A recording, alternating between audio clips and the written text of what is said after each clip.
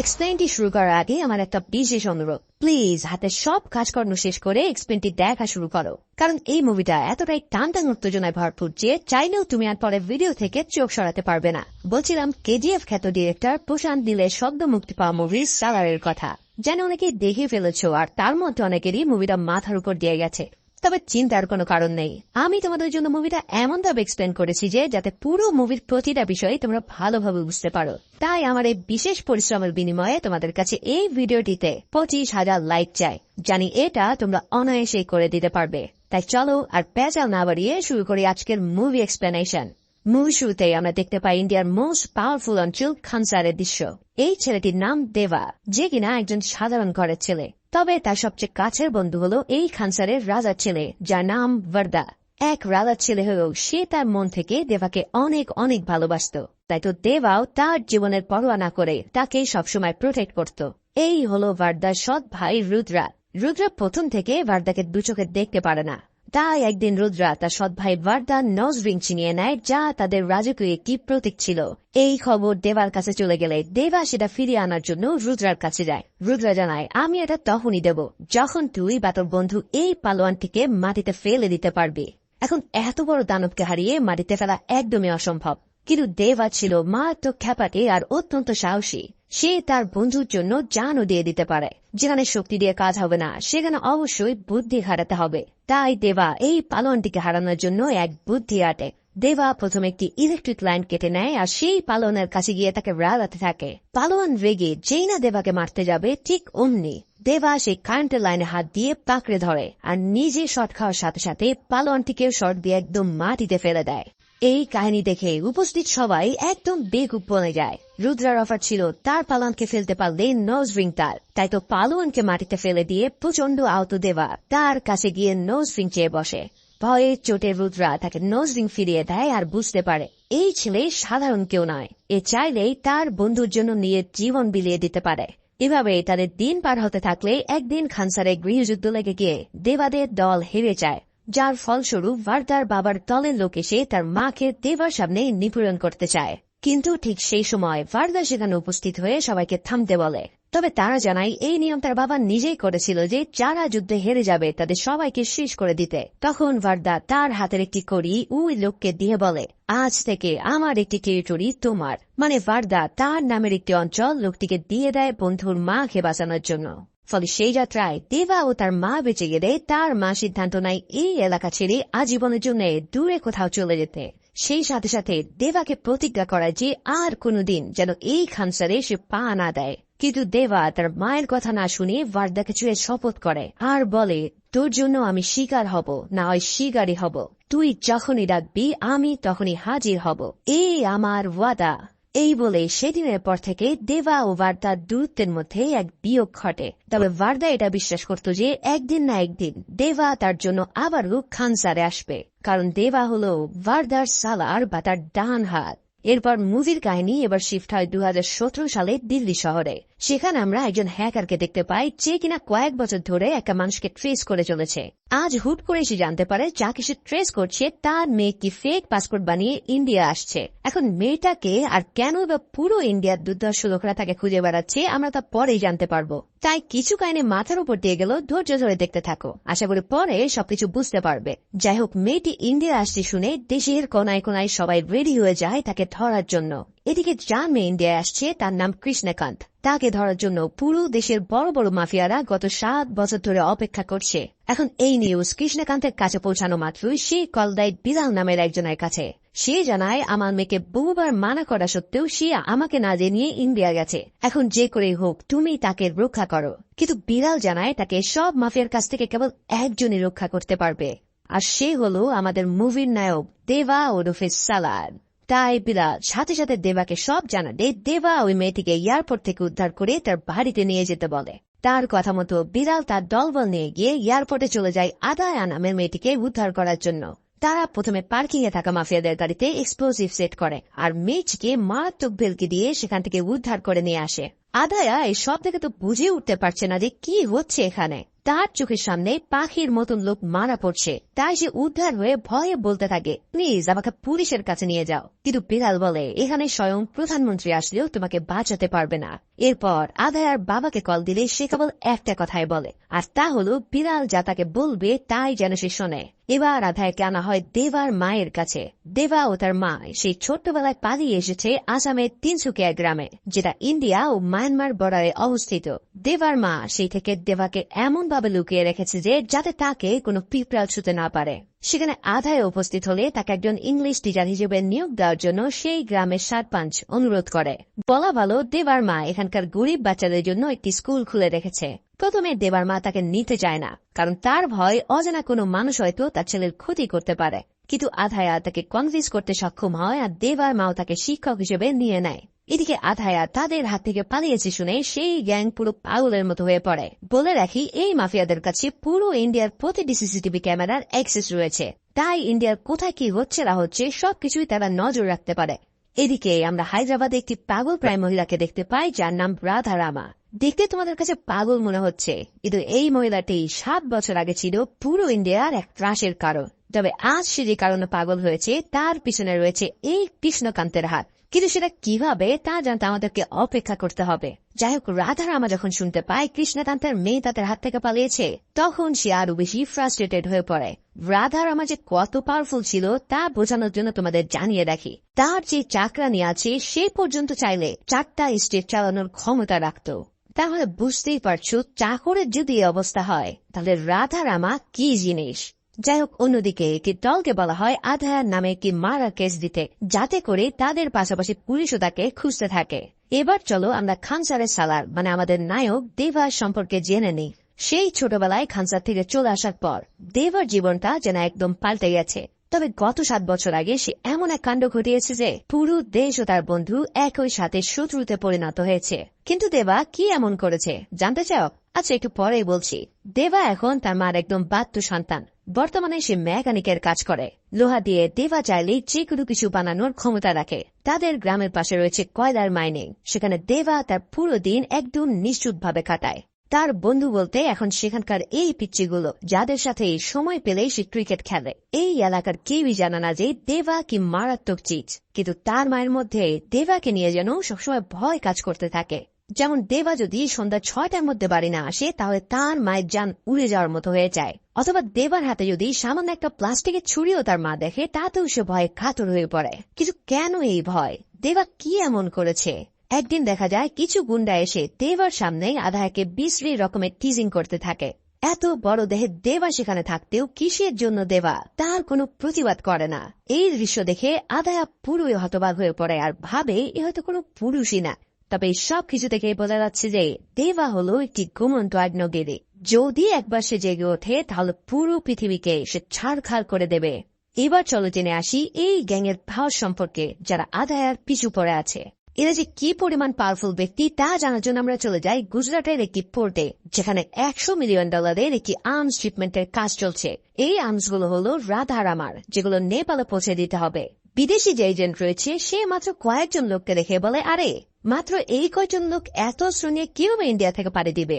এদের দেখে তো মনেই হচ্ছে না যে এরা চেকপোস্ট থেকে বের হতে পারবে। তখন গ্যাংয়ের মেম্বার বলে, এত চিন্তা করো না, জাস্ট দেখতে থাকো। এই কথা বলার পর যখন তাদের অস্ত্র বোঝাই করা ট্রাক পোর্ট ছেড়ে যেতে চায়, তখন পুরো পুলিশ ফোর্স এসে তাদেরকে ঘিরে ধরে। কিন্তু এই অফিসাররা যেই না ট্রাকের দরজা খোলে, অমনি ভয়ের চোটে তাদের জান বেরিয়ে আসতে থাকে। তারা একটি সিল দেখে এতটাই ভয় পায় যে মনে হয় স্বয়ং নিজের চোখের সামনে হাজরাইলকে দেখছে। এই এমন এক সিল যাকে চেক করা তো দূরে থাক, আটকানো পর্যন্ত কারো সাধ্য নেই, কারণ এটা হলো সেই খানসারের সিল, যার নাম শুনলে মানুষ ভয়ে কাঁপাকাঁপি শুরু করে দেয়।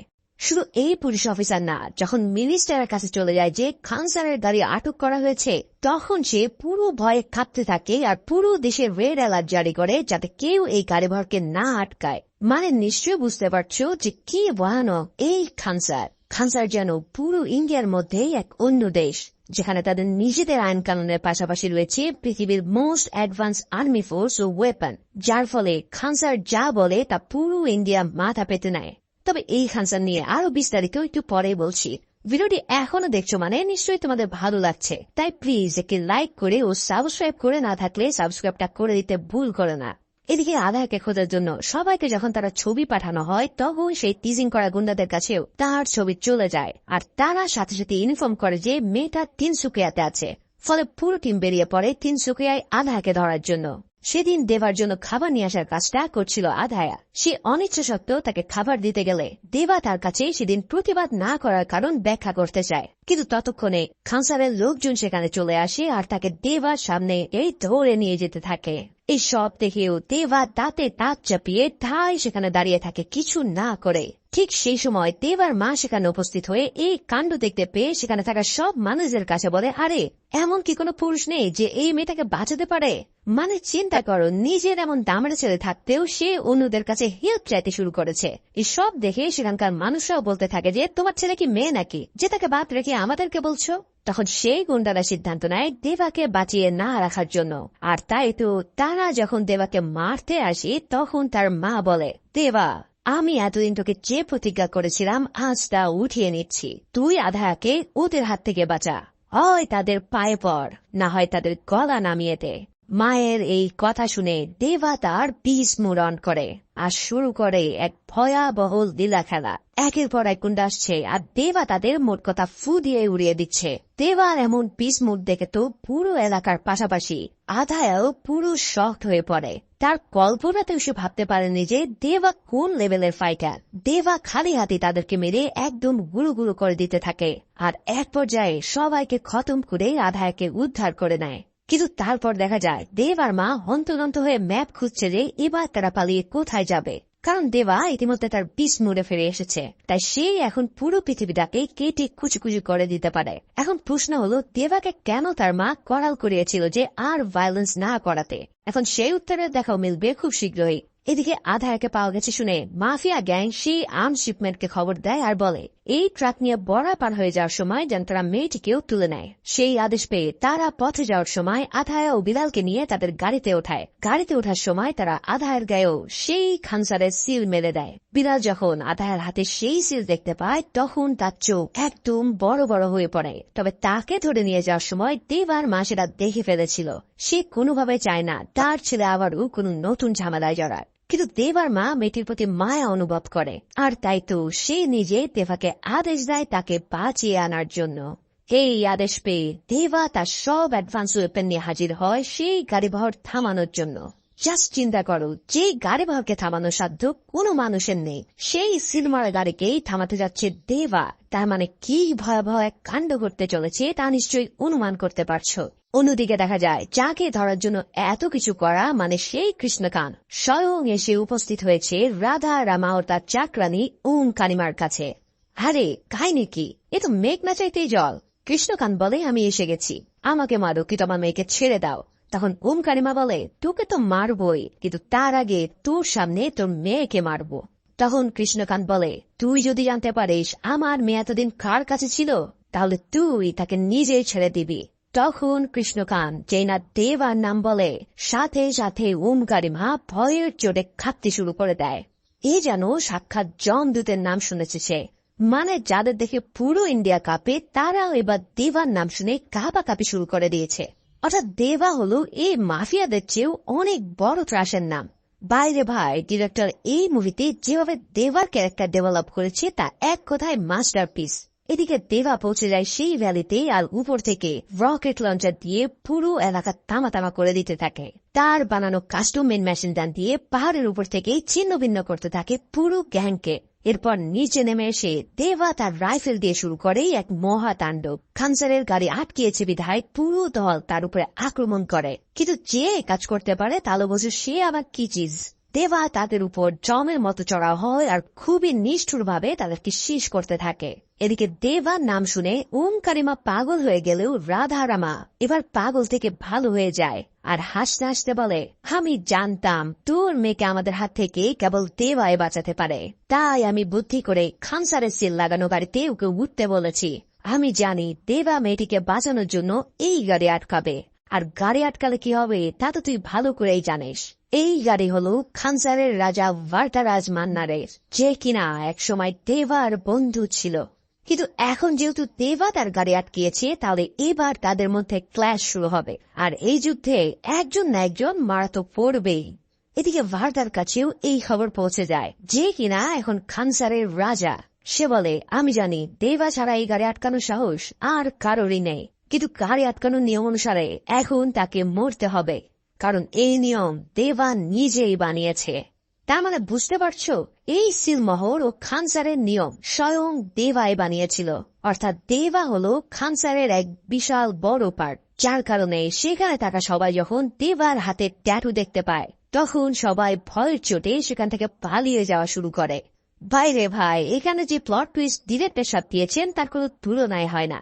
আসলে আজ যে সিন আমরা দেখছি তার 7 বছর আগে দেবা ও ভারদা মিলে পুরো খানসার নতুন করে গঠন করেছিল, কিন্তু এরপর কোন এক অজানা কারণে তাদের মধ্যকার বন্ধুত্ব পরিণত হয় শত্রুতায়। কিন্তু আজ আবারও তাদের এক হতে হলো, যা ডেকে আনলো বিশাল এক যুদ্ধকে। কি এই খানসার, কেন দেবা আর ভারদা বন্ধু থেকে শত্রুতে পরিণত হলো? 7 বছর আগে এমন কি হয়েছিল যার জন্য দেবার মা সবসময় ভয়ে থাকত? এই সব প্রশ্নের উত্তর এবার বিল্লাল আদায়কে দেওয়া শুরু করে। তো চলো প্রথমেই আমরা জেনে নিই এই ভয়ঙ্কর সাম্রাজ্য খানসারের ব্যাপারে। এই সাম্রাজ্য শুরু হয়েছিল আজ থেকে 1000 বছর পূর্বে। তখন একদল দুর্ধর্ষ ডাকাত ছিল যারা গ্রামের পর গ্রাম লুট করে খানসার নামে একটি সাম্রাজ্য বানিয়েছিল। তারা এতটাই ভয়ানক ছিল যে তাদের কাছে চেঙ্গিস খা বা গাজনি মাহমুদের নিষ্ঠুরতাও হার মেনে যেত। তাদের এই গোষ্ঠীতে মোট 3টি জাতি বা বংশ ছিল। 1 মান্নার জাতি, যাদের প্রতীক ছিল বুল বা ষাঁড়। 2 সাওরেঙ্গা, যাদের প্রতীক সিংহ। আর সর্বশেষ খানিয়ারা কাবিলা, যাদের প্রতীক ঈগল। এই 3 কাবিলা মানে জাতি মিলে পুরো খানসারকে শত শত বছর ধরে শাসন করে আসছিল পর্যায়ক্রমে। তারা এতটাই ভয়ানক ছিল যে ব্রিটিশরা পুরো ইন্ডিয়া শাসন করলেও এই খানসারকে তারা কখনোই দখল করতে পারেনি। এরপর 1947-এ ইন্ডিয়া যখন ব্রিটিশদের কাছ থেকে আজাদি পায়, তখন এই খানসারের প্রধান ছিল মান্নার জাতির প্রধান শিব মান্নার। সে পার্লামেন্টে গিয়ে খানসারকে ইন্ডিয়ার ম্যাপ থেকে মুছে দেয় আর বলে, এখন থেকে ইন্ডিয়ার কোন রুলস খানসারে চলবে না, কিন্তু খানসারের রুলস ইন্ডিয়াকে কড়ায় কন্ডায় মানতে হবে। তাই তো পুরো ইন্ডিয়া তখন থেকে আজ অব্দি যত ইলিগাল কাজ করা হয় তার সবকিছুতেই খানসারের ফিক্সড পার্সেন্টেজ থাকে। তাদের সবচেয়ে বড় হাতিয়ার ছিল ভয়, যা দিয়ে তারা পুরো ইন্ডিয়াতেই রাজ করতে থাকে। এভাবে শিব মান্নার একসময় পুরো সাম্রাজ্যকে একটি নিয়মের ভিতরে আনার জন্য সংবিধান তৈরি করে, যার নাম নিবন্ধন। সেই নিয়ম অনুসারে পুরো খানসারকে 101 ভাগে ভাগ করা হয়, আর সেখানে প্রতিটি সেক্টরে একজন নায়ক সেট করা হয়। এবার সে 101 জন নায়কের মধ্যে 61 জনকে বানানো হয় গভর্নর, আর 8 জনকে বানানো হয় সর্দার বা মন্ত্রী।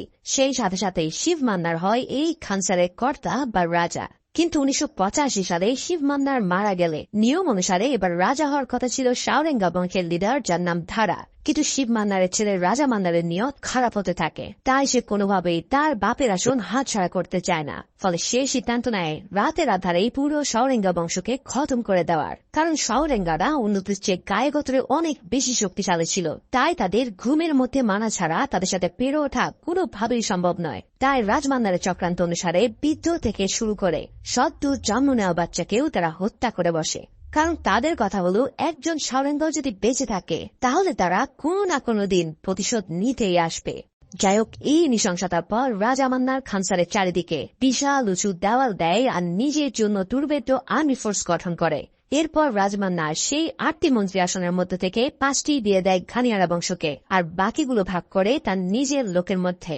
এর মধ্যে ছিল তার শালুক ভালি, প্রথম স্ত্রীর ছেলে রুদ্রা, তার মেয়ে রাধারামা ও রাধারামার জামাই ভারবা। রাজমান্নারের কিন্তু আরো 2 ছেলে রয়েছে তার ছোট পক্ষে।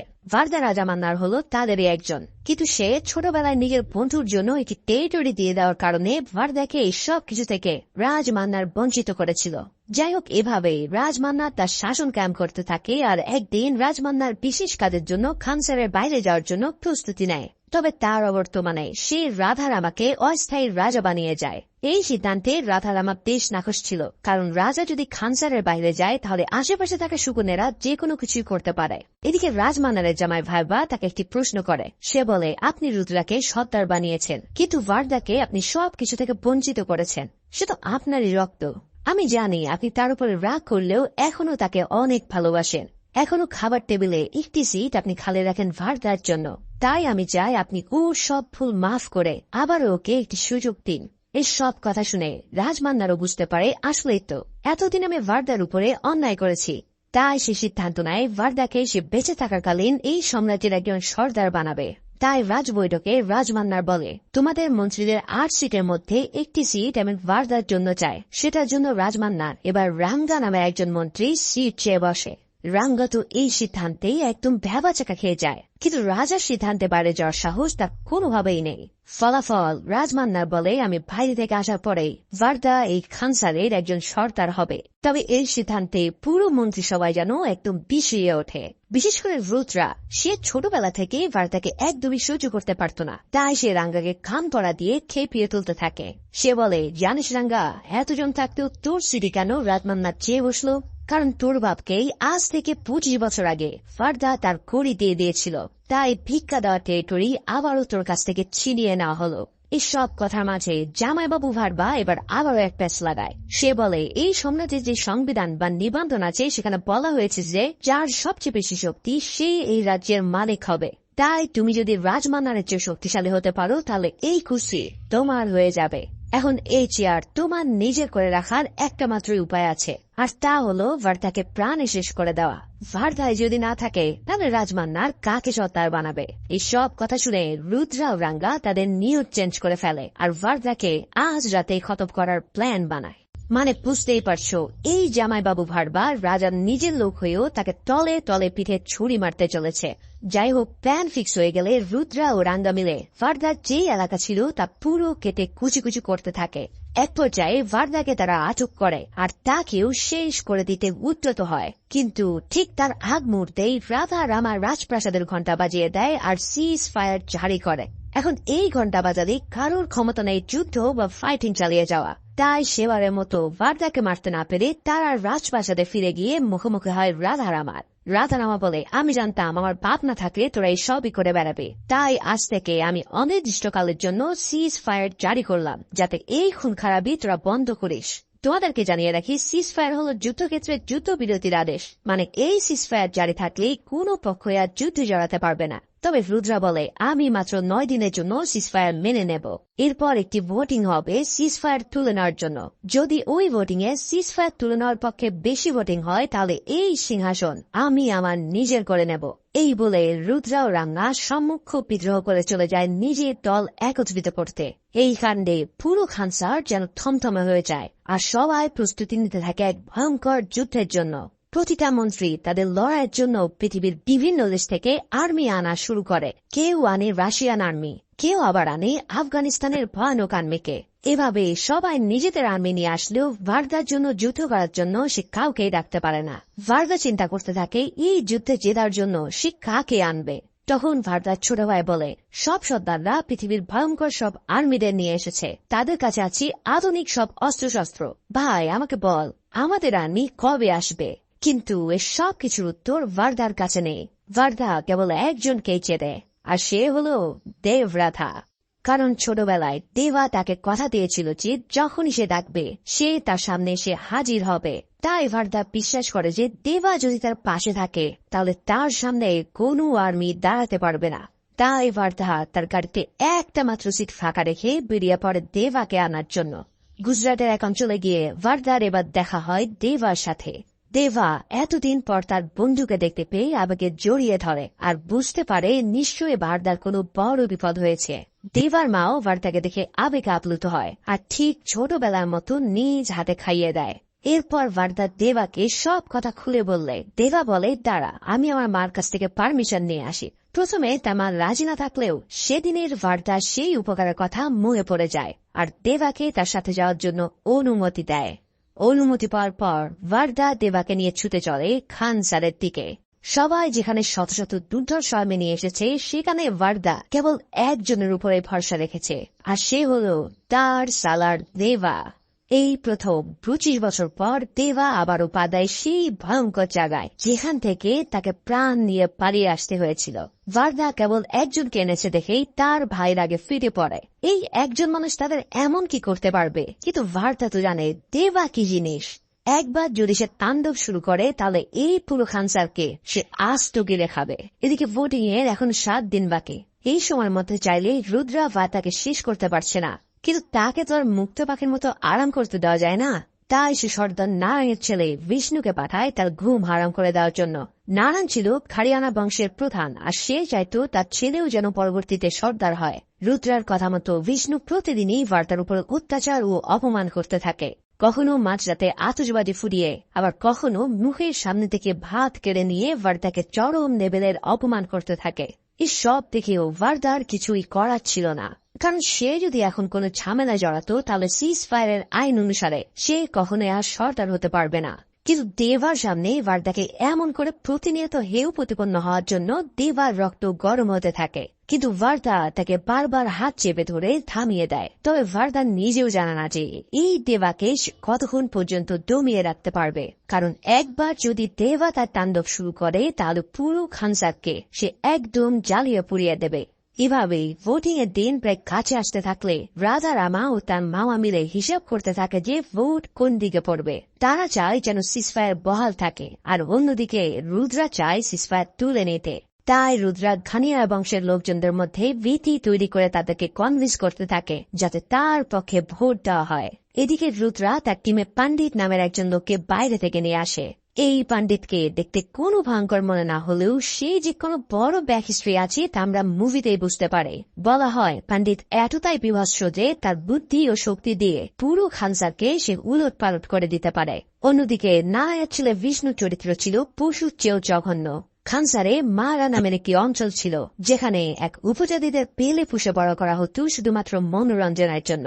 বিষ্ণু প্রতিদিন সেই মাহারাতে গিয়ে ঘুড়ি উড়াতো, আর সেই ঘুড়ি সুতো নিজ হাতে কেটে দিয়ে অপেক্ষা করত সেটা কোন ঘরে গিয়ে পড়ে। যেই ঘরে বিষ্ণুর ঘুড়ি উড়ে গিয়ে পড়ত সেখান থেকে একটি মেয়েকে সে ভোগ করত, আর ভোগের পর তাকে কেটে হত্যা করত। প্রতিদিন যখন বিষ্ণু মারাতে আসতো তখন ভার্দাকেও জোর করে সেখানে নিয়ে আসা হতো, কিন্তু ভার্দা কোনোভাবেই দেবাকে এই কাহিনীর কথা জানাতো না, কারণ এই নৃশংস কাহিনী যদি দেবা জানতে পারে তাহলে তাকে এখানে আটকে রাখার সাধ্য থাকবে না কারোর পক্ষে। কিন্তু একদিন দেবা ঠিকই সেই মাহারাতে উপস্থিত হয়ে গেলে ভার্দার পা থেকে মাটি সরে যায়। প্রথমে দেবা তেমন কিছু বুঝে উঠতে পারে না, কিন্তু বিষ্ণু যখন একটি ছোট্ট মেয়েকে টেনে হিস্ট্রি নিয়ে আসতে থাকে তখন দেবার কাছে সব পরিষ্কার হয়ে যায়। দেবা সেই ছোটবেলায় তার মায়ের কথা মনে পড়ে, যেখানে সে সরাসরি দেখেছিল একটি মেয়ে সম্ভ্রম হারানোর ঘাতরতা। এত ছোট ছোট মেয়েদের উপর এমন কঠিন নিষ্ঠুরতা সহ্য করার মতো ধৈর্য দেবার অন্তত ছিল না। তাই সেদিন তো এই খানসা সচক্ষে দেখে নেয় যে দেবা কি জিনিস। এবার দেবা আর ভার্দার কোনো কথা না শুনে শুরু করা এক মহাপ্রলয়। সেদিন সেখানে থাকা প্রতিটা মানুষকে দেবা এমনভাবে পিস পিস করতে থাকে যে যা দেখলে মরা মানুষও জ্যান্ত হয়ে উঠবে। কুড়াল দিয়ে দেবা প্রত্যেককে একদম ফালাফালা করে দিচ্ছে দেখে এবার ভার্দার ছোট ভাই বুঝে ফেলে যে ভার্দা কেন শুধুমাত্র দেবাকে তাদের যুদ্ধে ডেকে এনেছিল। সেই সাথে সাথে সে বলতে থাকে, ভাই প্লিজ দেবাকে আটকা, ও তো বিষ্ণুকে মেরে ফেলবে। কিন্তু ভার্দা বলে, আমি কেন, পৃথিবীর কারো ক্ষমতা নেই ওকে এখন আটকানো। যদি কেউ ওকে আটকাতে পারে তাহলে সেটা হলো ও নিজে। এখানে যে ফাইটিং দৃশ্য রয়েছে ভাইরে ভাই কি আর বলবো, তোমার পুরো রক্ত একদম হিম হয়ে যাবে এই ফাইটিং দেখে। এভাবেই সবাইকে মেরে দেবা সর্বশেষ বিষ্ণুর কাছে চলে আসে, আর তাকে কাজী দেবীর সামনে রেখে মুখে হলুদ মরিচ মাখিয়ে তার পায়ের নিচে বলি দেয়। মুহূর্তের মধ্যেই সেই হত্যার খবর খানসারে যেন পুরো ভূমিকম্পের মতো কাঁপিয়ে দেয়। একজন সর্দারের ছেলেকে এক বহিরাগত এসে এভাবে খতম করেছে শুনে সবার হাত পা কাঁপতে শুরু করে।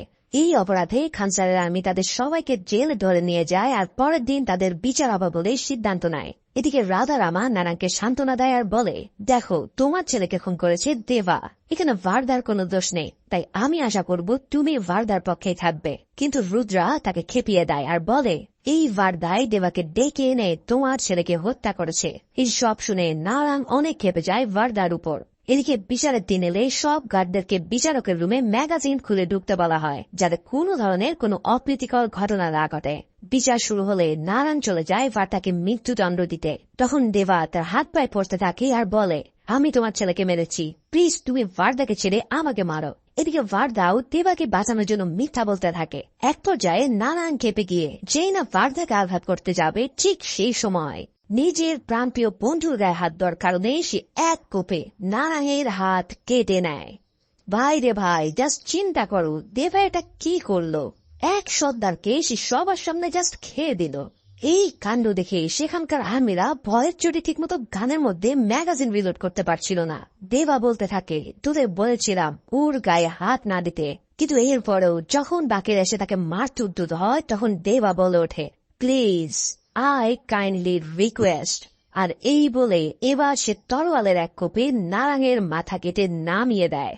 পুরো মুভির মধ্যে যদি কোনো গুজবাম শট থাকে তাহলে এর উপর আর কোনোটাই হতে পারে না। এই কাণ্ডে আমার মতো পুরো ক্যারেক্টারগুলো একদম ভয়ে বরফ হয়ে যায়। এরপর দেখা যায় আবারও দেবা ও ভার্দাকে জেলে নিয়ে আসা হয়, আর ভার্দা এবার দেবাকে বলে, আমি অনেক চেষ্টা করেছিলাম তোকে এখানে না আনতে, কারণ জানি তুই এখানে এলে এই অবস্থায় হবে। এদিকে এর মধ্যে ভোটিং এর অ্যানালাইসিস শুরু হয়ে দেখা যায় যদি রাজমান্নার ফিরে এসে তার ভোট দেয় তাহলে দুপক্ষেই 48 ভোট করে পায়। যেহেতু বিষ্ণু আর নারায়ণ মারা গেছে তাই 101 ভোটের মধ্যে 4 ভোট বাদ দিয়ে হয় 97 ভোট। এখন মাত্র 1 ভোট বাকি থাকে ভার্দার। তার মানে ভার্দা যেদিকে ভোট দেবে সেদিকেই তাদের ফাইনাল রায় হবে, যার জন্য রুদ্রা সিজ ফায়ার উঠিয়ে নেওয়ার জন্য ভার্দাকে শাসাতে থাকে। কিন্তু সেখানে রাধারামা এসে জানায়, যদি তুই সিজ ফায়ার ওঠানোর পক্ষে ভোট দিস তাহলে তোকে সাথে সাথে আমি শেষ করে দেব। এখন তাহলে ভার্দা কি করবে? সিজ ফায়ার ওঠানো মানে হলো নিজের মৃত্যুকে ডেকে আনা, আবার সিজ ফায়ার না ওঠালেও সে তার রাজা হওয়ার স্বপ্ন পূরণ করতে পারছে না। যাই হোক, ভোটিং এর দিন চলে এলে একে একে সব নায়ক মন্ত্রীরা ভোট দিলে ভোট কাউন্ট হয় সিজ ফায়ারের পক্ষে 33 আর তুলে নেওয়ার পক্ষে হয় 48।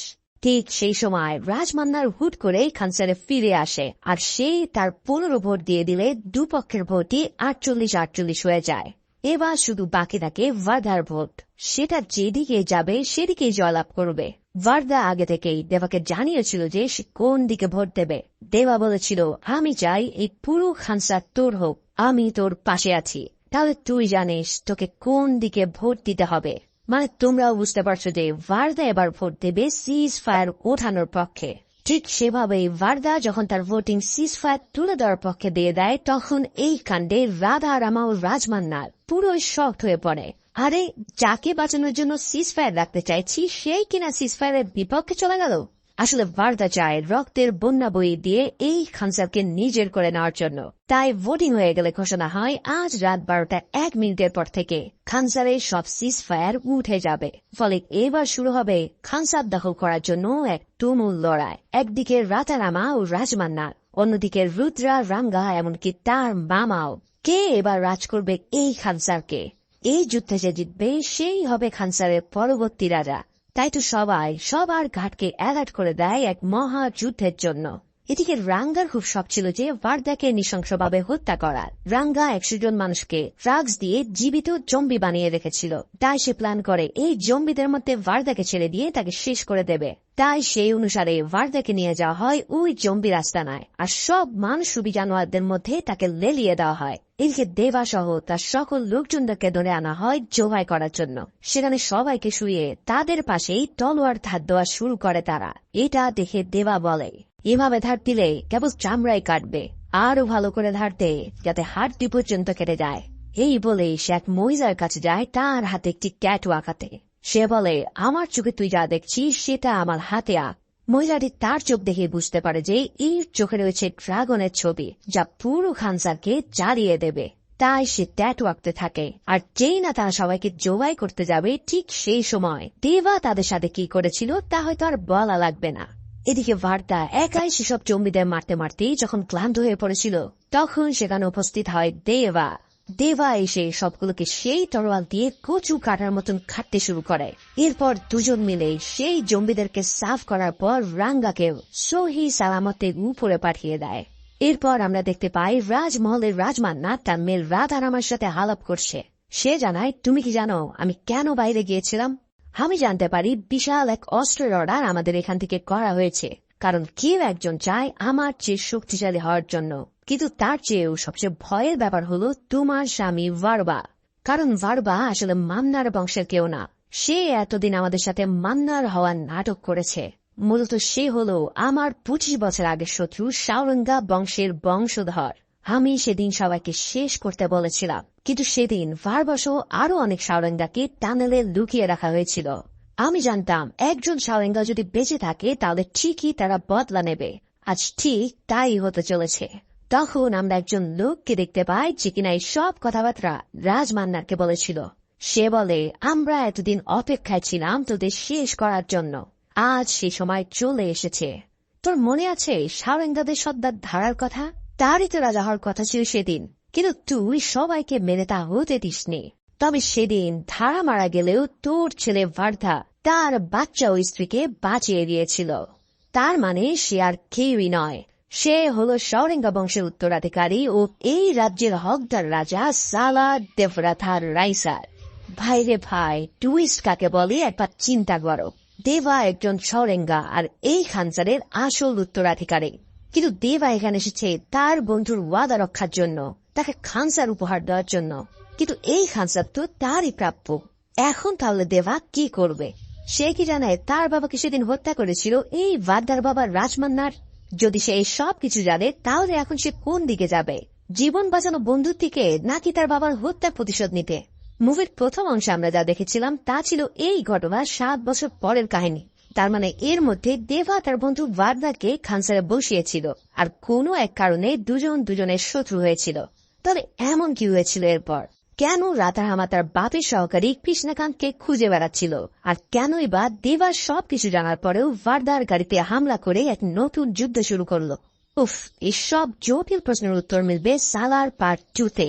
বিশ্বাস করো, এই মুভি এমন এক বিশেষ জায়গায় শেষ করা হয়েছে যে তোমাদের পার্ট 2 না দেখলে রাতের ঘুম হারাম হয়ে যাবে। তাই আমি সহ অনেকে অপেক্ষা করছি পার্ট 2 দেখার জন্য।